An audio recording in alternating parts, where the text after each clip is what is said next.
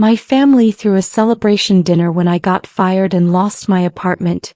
Years later, I'm a billionaire and they're all desperate.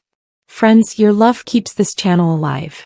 Please hit subscribe and don't forget to say hi in the comments with your city or country. We read them all.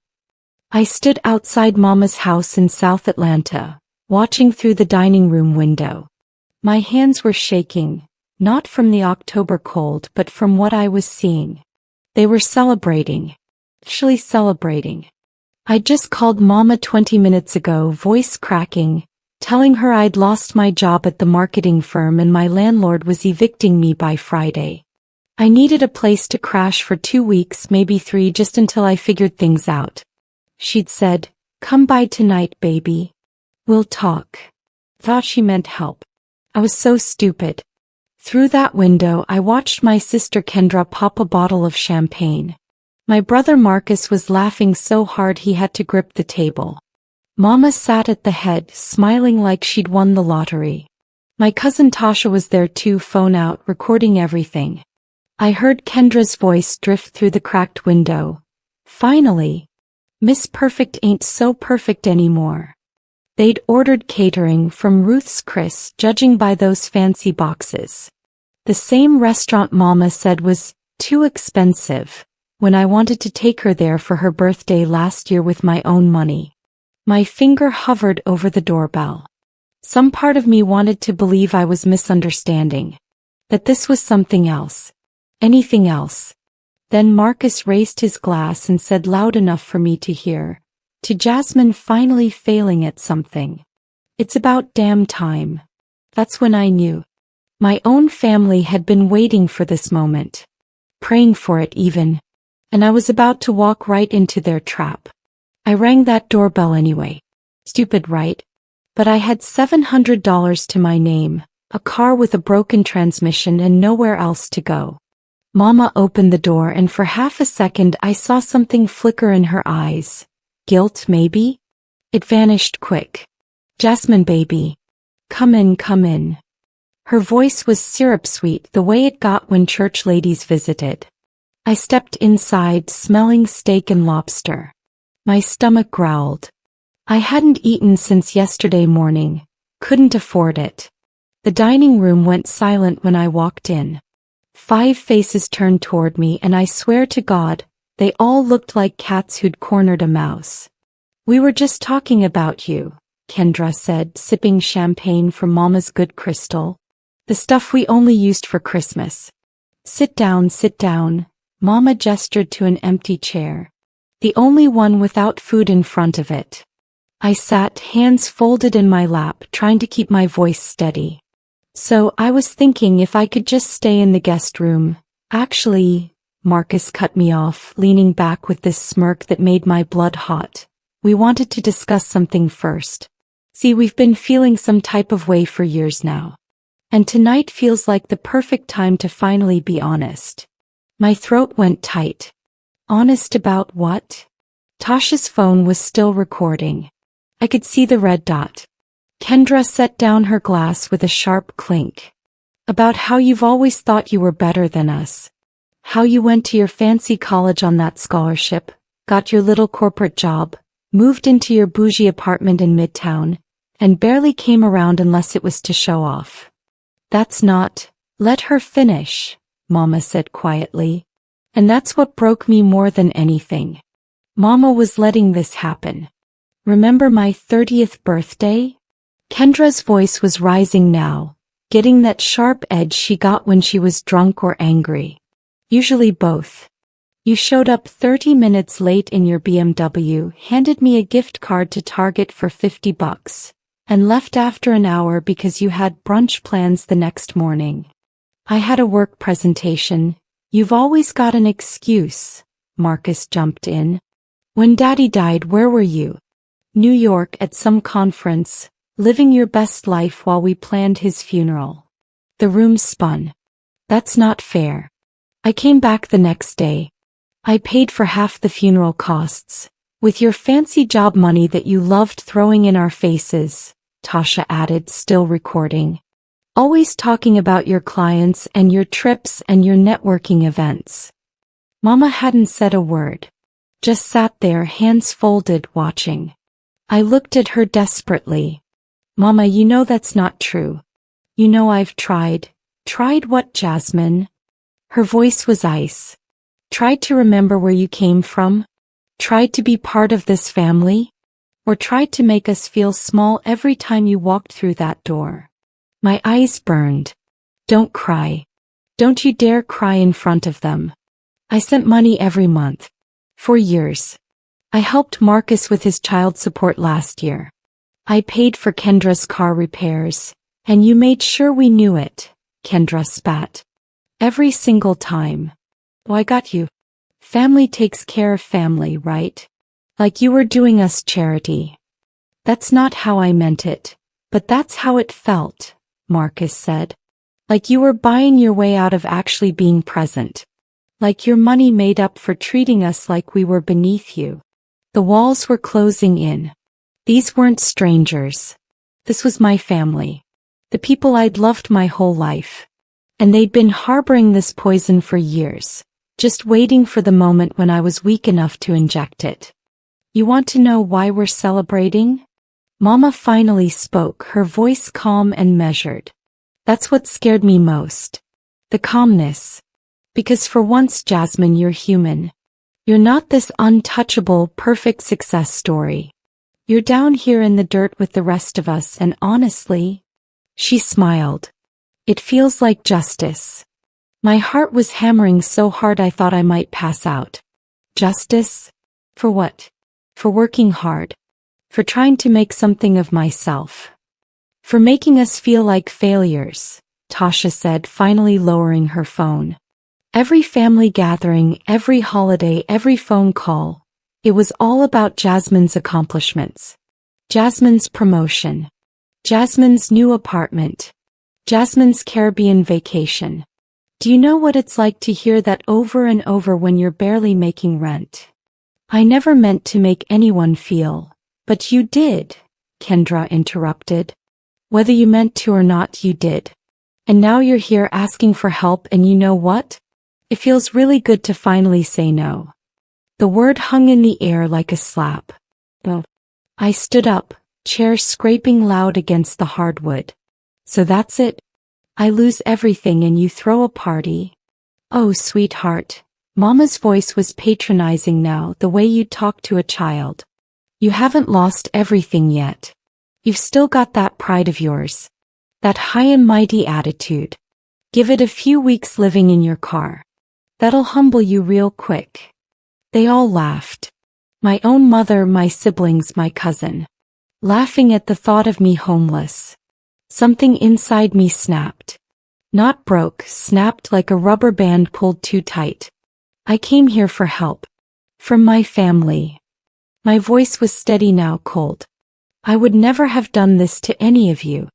No matter what. Marcus rolled his eyes. Please. You wouldn't be in this position. You're too perfect, remember? I said, grabbing my purse. I was too perfect. I was too good to you. And I'll never make that mistake again. I lived in my car for 3 weeks. A 2015 Honda Accord with a busted transmission, parked behind a Walmart on Moreland Avenue. I'd wake up at 5 a.m. before security could hassle me, use the gym membership I couldn't really afford for showers, and spend my days at the public library applying for jobs. My savings evaporated. $700 became $300 became $57.33. I ate ramen when I could afford it. Sometimes I'd pocket crackers from Panera or an apple from the hospital cafeteria where I'd pretend to visit someone. I wasn't proud of it. But pride doesn't fill your stomach. The worst part. Social media. Tasha had posted that video. Edited it, of course, to make me look like the villain. Her caption read, "When the family success story expects everyone to save her after years of acting too good for us." It went viral. 20,000 shares. 50,000 comments. People from high school, from college, from my old job. Everyone saw it. I was a meme. A cautionary tale. The uppity black girl who forgot where she came from. My phone rang constantly at first. Former friends wanting the tea. Former colleagues distancing themselves. My LinkedIn became a ghost town. In Atlanta's tight professional circles, reputation is everything. And mine was destroyed. But here's what nobody tells you about rock bottom. It clarifies things. When you're sleeping in a car wearing the same 3 outfits, eating meals that cost less than $1, you find out who you really are. And I found something in myself that I didn't know was there. Not hope. Hope is for people who still have something to lose. I found rage. Pure, crystallizing, focus-giving rage. And I was going to forge it into something beautiful. It was a Thursday in November when everything changed. I was at the Starbucks on Peachtree making a tall coffee last for 4 hours while I worked on my laptop. A refurbished Dell that was older than most relationships. I was building something. A tech platform I'd been conceptualizing for months before I lost my job. An app that connected Black-owned businesses with investors and customers, eliminating the middleman barriers that kept entrepreneurs trapped. I'd been working on it 16 hours a day, fueled by spite and dollar store coffee. The woman who sat down across from me was maybe 60, silver locks pulled into an elegant bun, wearing a burgundy blazer that screamed money. "You're Jasmine Reed," she said. Not a question. My stomach dropped. "Look, if you're here because of that video, I'm here because of your work." She slid a business card across the table. "Dr. Amara Okonkwo, venture capitalist. I've been watching you. The app you're building? I've seen the GitHub commits. The UI mockups. The business plan you posted in that developer forum under the username Nitol77. My mouth went dry. How did you? I make it my business to find hungry talent. And you, Jasmine, are starving in more ways than one. She glanced at my laptop, my worn jacket, the coffee I'd been nursing. You're living in your car, aren't you? I could have lied. Should have lied. I was too tired. Yeah. Good. Her smile was sharp. That means you won't quit when this gets hard. And trust me, it's going to get very hard. Your app has potential, but it needs funding, proper development, and someone who knows how to navigate the venture capital world. She paused. I'm offering you $2 million in seed funding and 6 months of my time. In exchange, I want 30% equity and your absolute commitment. $2 million. I laughed, actually laughed because it was too absurd to be real. Why? You don't even know me. Dr. Okonkwo's expression didn't change. I know your code. I know your business model is solid. I know you graduated top of your class from Spelman with a degree in computer science and business administration. I know you built that marketing firm's entire digital infrastructure before they fired you in a cost-cutting measure that was really about replacing you with the CEO's nephew. She leaned forward. And I know what it looks like when someone has everything to prove and nothing to lose. That's the most dangerous, profitable combination in business. I stared at this woman who just casually recited my life. What's the catch? No catch. Just work. I'm not a fairy godmother, Jasmine. I'm an investor. I believe you're going to make me very, very wealthy. But you need to believe it too. Right now, sitting in this Starbucks in clothes you've worn for 3 days, do you believe you can build a billion-dollar company? The honest answer was no. I didn't believe anything except that I was tired, hungry, and so angry I could barely breathe. But I looked at Dr. Okonkwo and I said, yes. Liar, she replied, but she was smiling. But you will. Here's what's going to happen. Tomorrow you'll move into a company apartment in Buckhead. Nothing fancy. A 1-bedroom with a decent internet connection. You'll have a salary of $60,000 a year. Modest but livable. You'll work with my development team to build out your platform. In 6 months we launch. In a year we're profitable. In 3 years we're worth hundreds of millions. In 5 years. She stood buttoning her blazer. In 5 years, Jasmine, you're going to be richer than everyone who ever doubted you combined. And you're going to have to decide what kind of person that money makes you. I'll be watching to see if you pass that test too. She left me sitting there, her business card on the table, my entire life pivoting on a conversation that lasted less than 10 minutes. I called the number that night. Because what did I have to lose except everything I'd already lost? People think success is a straight line. It's not. It's a map drawn by a drunk person during an earthquake. The first 6 months were brutal. I worked 18-hour days, learning to code in languages I'd only theoretically understood, making pitch decks, negotiating with developers, and slowly watching my vision come to life. Dr. Okonkwo was a demanding mentor. She'd call at 6 a.m. with questions. She'd tear apart my presentations. She'd make me redo work I thought was perfect. Perfect is the enemy of profitable, she'd say. Stop trying to impress me and start trying to solve problems. The app, we called it ConnectRoute, launched in June. Quietly at first, just a few hundred users. But the model worked. Black business owners who'd been ignored by traditional banks and investors suddenly had access to capital and customers. The testimonials started rolling in. A bakery in Decatur expanded. A tech startup in Pittsburgh got funded. A clothing line in Houston went national. By month 3 we had 10,000 users. By month 6, 50,000. By month 9 investors were calling us. Real investors from Silicon Valley, from New York, from London. They saw what we'd built. A self-sustaining ecosystem that made money every time it helped someone else make money. We raised $12 million in Series A funding. Then $40 million in Series B. The company Dr. Okonkwo and I had built in a year was valued at $200 million. And we were just getting started. I bought a house. Nothing crazy. A 3-bedroom in East Atlanta with a yard and an office where I could work. I bought a car that actually ran. I bought clothes that didn't smell like the inside of my Honda. But I didn't call my family. Not once. They'd sent texts over the months. Kendra asking to borrow money.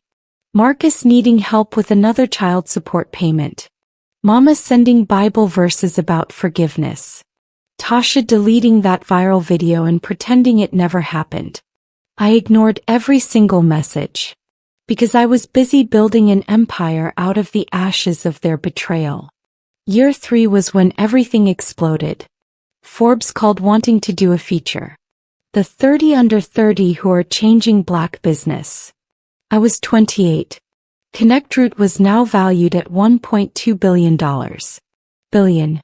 With AB. I'd become one of the youngest black female billionaires in American history. The photo shoot was surreal.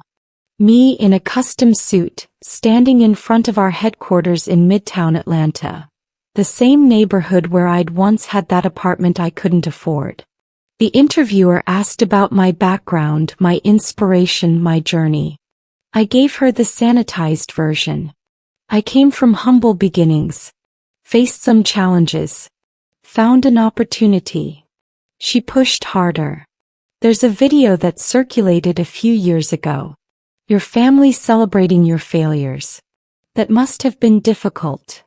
I looked directly into her camera. It was the best thing that ever happened to me. It showed me exactly who people were when I had nothing. That's information you can't buy. The article went live on a Monday. My phone exploded. Not with congratulations. Well, not just congratulations.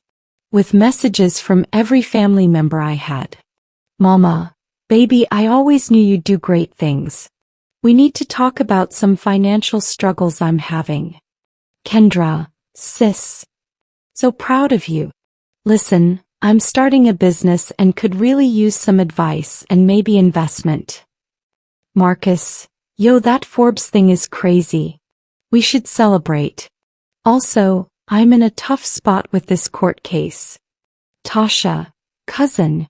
Can you believe how far you've come? Hey, I'm planning to move to Atlanta for opportunities. Think you could help me get set up? I read every message twice. Then I blocked every single number. But I knew that wouldn't be the end. Money has a smell. And desperate people can track it from miles away. I was about to find out just how desperate my family had become. And just how far I'd go to protect what I'd built. They showed up at my office on a Wednesday. All of them. Security called up, sounding apologetic. Ms. Reed, there's a group here claiming to be your family. Should I send them up? I said. Might as well get this over with. I had my assistant Simone stay in the room. Witness protection, basically. I'd learned to document everything. They walked into my corner office. Glass walls, city views, the kind of space I'd dreamed about when I was sleeping in that Honda. Looking like tourists in a museum. Touching things. Staring. Mama was crying before she even sat down. Jasmine, baby, you look so good. So successful. I've been praying for this moment. You have 15 minutes, I interrupted, checking my watch. Rolex. I'd bought it as a reminder of what I'd survived. State your business. The room froze. Kendra recovered first. Business? Yes, we're family. We don't need to make appointments to see you. You did when I needed a place to sleep 3 years ago.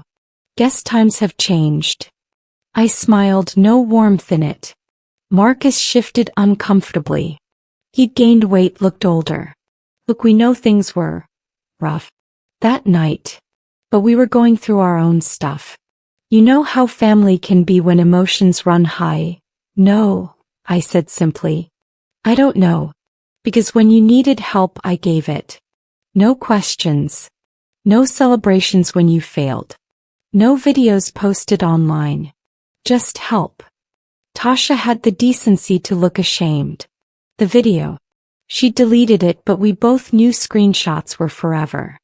I apologized for that. I was drunk and stupid. You were sober enough to edit and caption it.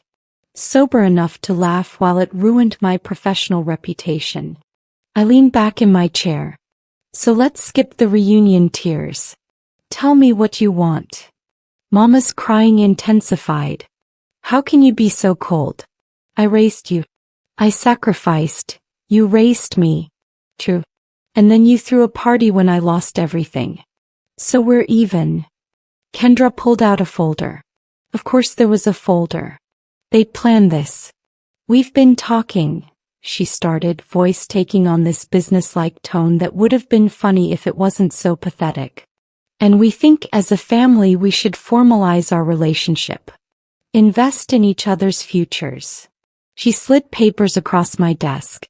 I didn't touch them. What is this? A family investment partnership, Marcus explained. He dressed up for this. A suit that didn't quite fit, trying to look professional.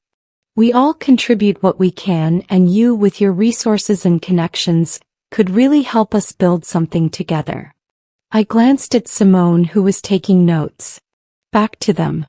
You want me to invest in you. In us, Mama corrected. In family. The way family should support each other. The amount? I asked. We were thinking $5 million to start, Kendra said quickly. That would give each of us enough to, I laughed. Not a polite chuckle, a full genuine laugh that made them all flinch. $5 million. So $20 million total. It's not about the money, Tasha jumped in. It's about healing our family. Moving forward together. You've been blessed, Jasmine. Doesn't your faith teach you to help others? My faith, I said slowly, taught me to help those who help themselves. And to recognize wolves in sheep's clothing. I stood up, walking to the window. The Atlanta skyline stretched out before me. I'd conquered this city. Built something real while they'd been. What? Waiting for me to rescue them? Let me tell you what's going to happen. I turned back to face them. Nothing. You get nothing from me. Not a dollar. Not a connection. Not even my time after today.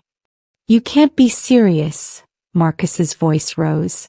After everything Mama did for you, everything Mama did? I walked back to the desk, placed both hands on it, leaned forward.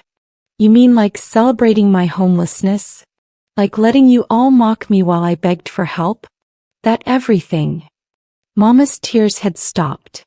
Her face was hardening. There it was, the real her emerging from behind the victim mask. You always were ungrateful, Mama said, voice dropping the sweet tone. I gave you life, raised you, and you repay me like this. You raised me to survive, I corrected. And I did.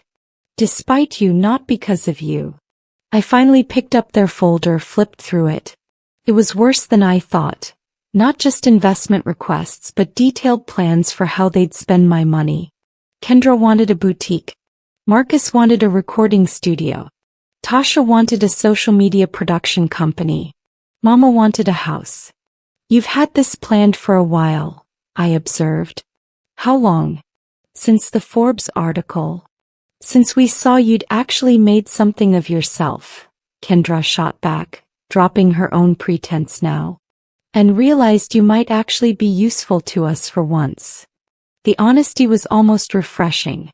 Here's what's really interesting, I said, pulling out my own folder. Simone had done her homework. Marcus, you owe $63,000 in back child support for 3 kids you barely see. Kendra, you filed for bankruptcy last year, for the 2nd time. Tasha, you've got $17,000 in credit card debt and you're driving a leased Mercedes you can't afford. Mama, you refinanced your house 3 times and you're 4 months behind on the mortgage. I looked up at their shocked faces. You're not here because you want to invest in family. You're drowning and you think I'm a life raft. So what? Marcus stood up, aggressive now. You gonna watch your own family go under? What kind of person does that make you? The kind you created that night, I replied calmly. See, when you celebrated my failure, you taught me something valuable. You taught me that family is just a word. That blood doesn't mean loyalty. That the people who should love you unconditionally might be the first ones to kick you when you're down. I walked to the door, opened it. Security will escort you out. Jasmine, please. Mama tried one last time, reaching for me. I stepped back. Don't touch me. And don't come back. Ever. They tried everything after that. Social media posts about my abandonment. Interviews with local news about family estrangement. Even a lawsuit, quickly dismissed, claiming I'd promised them money. I didn't respond to any of it. I was too busy building. Connect Route expanded internationally. We opened offices in Lagos, London, Toronto. The company went public and overnight my net worth jumped to $3.4 billion. $3.4 billion. I bought Mama's house when the bank foreclosed. Not to give back to her. To demolish it and build a community center in its place. The Jasmine Reed Center for Entrepreneurship. Offering free resources to people who'd been counted out. People like I'd been. Dr. Okonkwo and I stood at the opening ceremony. She squeezed my shoulder. You passed the test, she said. The money didn't make you cruel. It made you purposeful. I'd learned to sleep again. To eat without guilt. To look in the mirror and see someone who'd survived hell and came out forged in steel. Sometimes I drive past that Walmart where I used to sleep. Sometimes I park there for a few minutes, remembering what hunger felt like. What desperation tasted like. Not because I enjoy the pain, but because I never want to forget what I'm capable of when my back's against the wall. Last week I got an email from Kendra. Subject line, I'm sorry. I deleted it without reading. Because some bridges aren't meant to be rebuilt. Some ashes should stay ashes. Some families are the ones you choose, not the ones you're born into. I built my empire from nothing. From a car in a parking lot, from spite, from a stranger's belief, from my own relentless refusal to stay down. And every day I wake up in my house, in my life, in my success, I think about that celebration dinner. I think about the champagne and the laughter and the cruelty. And I smile. Because they were right about one thing. I did finally fail. I failed to be their victim. And that failure made me a billionaire.